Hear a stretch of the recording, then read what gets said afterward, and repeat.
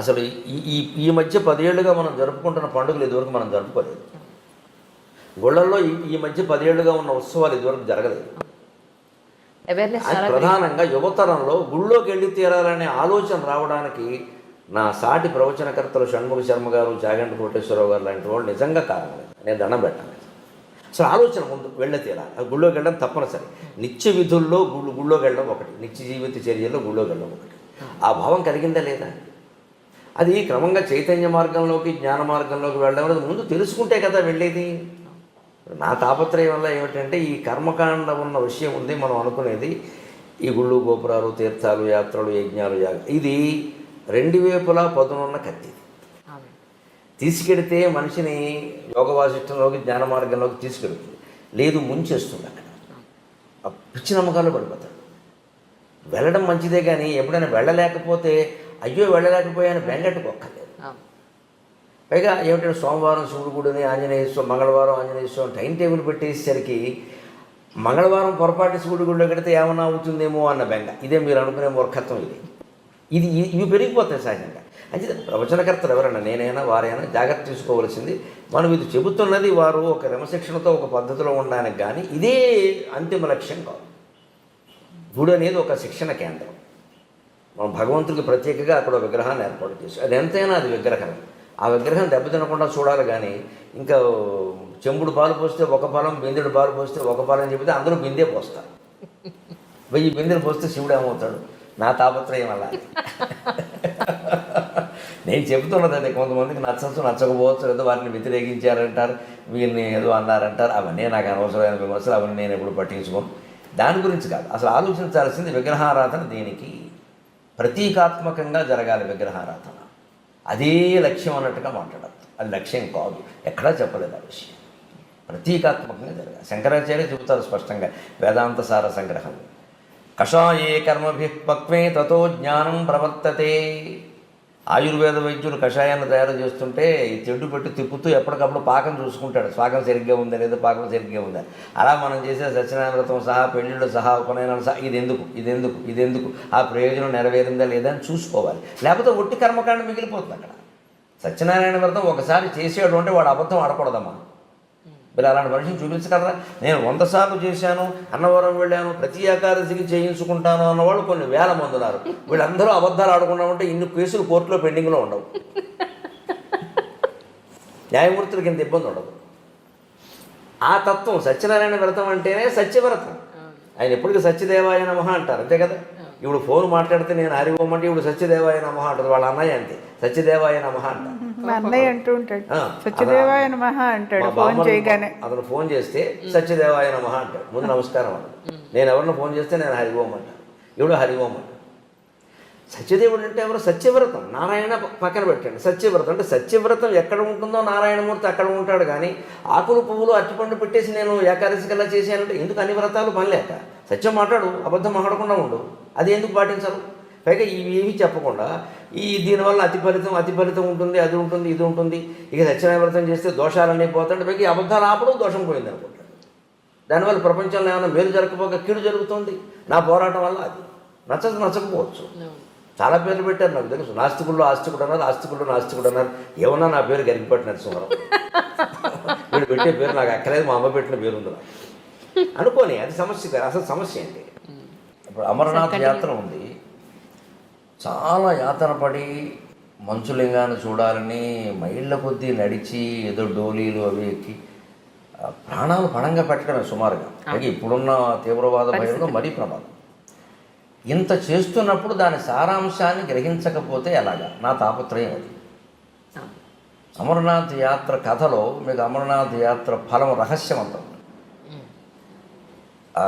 దాని మూలం ఏమిటి? శివుణ్ణి పార్వతీదేవి అడిగింది, సృష్టి రహస్యం ఏమిటని. పార్వతి అడగడం అంటే మరి పురాణాలు అలా ఎందుకు చెబుతా? ఆవిడ తెలియగలుగుతుందా? మనకి తెలియజెప్పాలి కదా, ఎవరో అడగాలి, ఎవరో ఒకరు చెప్పాలి కదా, అందుకని అడుగుతారు అంతే. ఆవిడ తెలియకూడదు. ఈయన అలాగే నీకు చెప్తాందా అని ఆయన, పార్వతీదేవి, నందీశ్వరుడు, సరే మెడలో ఎలాగో నాగభూషణం ఉంటుంది, పక్కన గణేశ్వరుడు అంతా కలిసి ఉన్నారు అక్కడ. కొద్ది దూరం ముందుకు వెళుతాను, నేను చెప్తాందా తీసుకు. ఆ యాత్ర కథ అలా నడుస్తుందండి. వెడుతుంటే మీరు గమనించండి, గణేష్ పహలే గావును వస్తుంది. అక్కడ ముందు నందీశ్వరుని వదిలేస్తాను, వాహనం వదిలేస్తాను. ఇంకొంచెం ముందుకు వెళ్ళాక నంది చౌక ఏదో ఒకటి వస్తుంది, గణేష్ చౌక, అక్కడ గణేశ్వరుని వదిలేస్తాను. ఇంకొంచెం ముందుకు వెళ్ళాక నాగ చౌక, శేషనాగ్ అక్కడ పామును వదిలేస్తాను. చివరికి ఇంకా ఆ గుహ దగ్గరికి వెళ్ళేసరికి పార్వతి పరమేశ్వరుడు ఇద్దరే ఉంటారు. అంతకుముందే వాహనం వదిలేశారు, కుమారుని వదిలేశారు, నాగుపామును కూడా వదిలేశారు. ఇవన్నీ చౌక్ అని పేరు ఉంది కదా, శేషనాగ్, నంది చౌక్, పెహలగావ్ ఇవన్నీ. పెహలగావ్ దగ్గర నందీశ్వరుని వదిలేసేయాలి. తర్వాత గణేష్ చౌక్ దగ్గర గణేషుని ఇంకొన్ని వాగిపోవయ్యా అంటారు కొడుకుని. తర్వాత ఇంకో 3వ 4వ శేషనాగ్ అని ఉంటుంది, అక్కడ పామును కూడా తీసేస్తాడు. శివుడు పార్వతి ఇద్దరు లోపలికి వెళ్తారు. లోపలికి వెళ్ళాక ఏమయ్యాడో తెలియదు. అక్కడే శివుడు లింగమయ్యాడు. సమస్త సన్మంగళాన్ని భవంతో కథ ముగిస్తాడు. ఇది అమరనాథ్ కథ. మరి ఇప్పుడు సృష్టి రహస్యం ఏమిటి? ఇప్పుడు ఇందులో సృష్టి రహస్యం ఏమిటంటే, అది నీకు అర్థం కావాలంటే ముందు వాహనాల మీద వ్యామోహం వదిలేయి. పహలే కావాలి, నందీశ్వరుని వదిలేసాడు. నంది ఎవరు? వాహనం. ఈ కార్లు, సొంత చార్టర్లు, విమానాలు ఎన్ని పెట్టుకుంటున్నాయి ఇవాళ? ఒక కారా? ఇంట్లో 2 మనుషులు ఉంటే 2 కార్లు ఉంటున్నాయమ్మా. అన్ని అవసరమా? సర్దుకోలేరా? మరి ట్రాఫిక్ జామ్ అయింది అనేది మనమే, కాలుష్యం పెరిగింది అనేది మనమే. మన వల్ల ఏం జరుగుతుందో ఆలోచించుకోవద్దా? తనలో తాను రవంతా మారడానికి అన్నది దేనికని? అమ్మ ఒక్కళ్ళ వల్ల అయిందా? దేశమంతా ఎవరు దేశమంతా కేసీఆర్ సరి చేస్తారా, జగన్మోహన్ రెడ్డి సరి చేస్తారా, నరేంద్ర మోడీ సరి చేస్తారా? అందులో మనం ఒకళ్ళం కాదా? మనం ఎవరు సహకరించకుండా వారు చేసేస్తారా? వారు ఏమైనా మాయ చేస్తారా? అది కాదు కదా. ఏ పరిపాలకుడు మన ఈ పార్టీ కదా ఆ పార్టీ ఉన్నా ఎవరు చేయగలిగింది లేదు. ప్రజల్లో కూడా మార్పు రావాలి. అసలు ఇన్ని వాహనాలు నాకు అవసరం. 4 కుటుంబ సభ్యులు ఉంటే 2 కార్లు 2 బళ్ళు ఉంటున్నాయమ్మా. పిల్లలకు కూడా చెరువు బండి.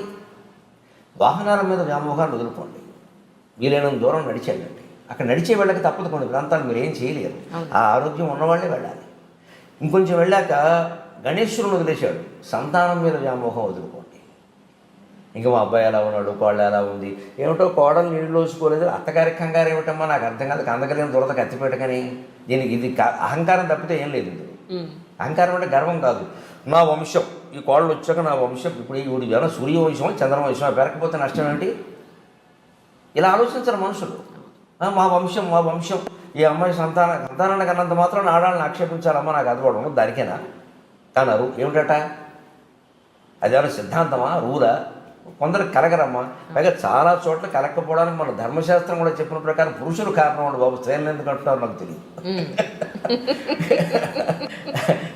మన మాస్టర్ సివివి గారిది యోగ దర్శనం అని ఉంది. ఆ పుస్తకం ఎప్పుడో 10-12 ఏళ్ల క్రితం చదివాను. బాబు ఇదే రహస్యం అనుకో. పుట్టబోయే జీవుడు, మనకి సైన్స్ అలా అట్టి పెట్టండి కాసేపు. మన ధర్మశాస్త్రం ప్రకారం పుట్టబోయే జీవుడు తండ్రి నెత్తి మీద 3 నెలల పాటు తిరుగుతూ ఉంటాడు వీడి శరీరంలో ప్రవేశించడానికి. వీడు ఎప్పుడు నీళ్లు తాగితే అప్పుడు ప్రవేశిస్తాడు. జీవుడు నీళ్ళ ద్వారానే ప్రవేశిస్తాడు. అందుకే ఎవరైనా పోతే నీళ్ళకే మైల, ప్లాస్టిక్ వస్తువులకి కుర్చీలకి మైల ఉండదు. జీవుడు నీళ్ళ ద్వారా వెడతాడు. అందుకే మనం 10వ రోజు ధర్మోదకాలను పెట్టి అందరూ బంధువులు నీళ్లు వదులుతూ ఉంటాం. తిలోదకాలు, జలోదకాలు నీళ్ళ ద్వారా పంపిస్తామండి. వెళ్ళిపో మావయ్య, వెళ్ళిపో మావయ్య, ఇంకా మమ్మల్ని వదిలిపెట్టు, లేదా వెళ్ళిపో తాతయ్య అంటే ఆ వెళ్ళిపోయిన వాడికి వీళ్ళ మీద వ్యామోహం ఉంటుంది. ఇంకా పోదు. నీళ్ళు వదిలేస్తున్నామంటే వదిలేసాడు, పెద్ద కొడుకు కూడా వదిలేసాడు, మా అమ్మాయి కూడా ఆవిడే వదిలేసింది, ఏం చేస్తా అని ఇంకా జీవుడు వెళ్ళిపోవాలి. ఇంక పెంచుకోకూడదు. అది వాడికి సంఖ్య. ఆ మంత్రాలు అలాగే ఉంటాయి. ఆ మంత్రాలు అర్థం అదే. కర్మకాండ చాలా గొప్పది. ఆ మంత్రాలు అలాగే ఉంటాయి అర్థం. అది ఎవరు చెప్పరు, ఊరికి టెక్నికల్ చేశారు దాన్ని. ఈ నీళ్లు వదిలేయడం ఉంది. ఈ వ్యామోహాలు వదులుకోకపోతే అలాగే పడుతూ ఉంటాడు ఇంక తాపత్రయం. అందుకని సంతానం మీద వ్యామోహం వదులుకో. 60 ఏళ్ళు వచ్చాయి నీకు. కొడుకు కోళ్ళు పిల్లల్ని కన్నారా లేదా అనవసరం. ఎందుకంటే కన్నడం అనేది కేవలం సైన్స్ రీత్యా ఎలా ఉన్నప్పటికీ యోగశాస్త్ర రీత్యా కూడా, పూర్వజన్మ కర్మఫలం రీత్యా కూడా యోగం మొగాడుకుంటేనే సంతానం కలుగుతారు. ఆ యోగం మొగాడిది ఆడాళ్ళకి సంబంధం లేదు.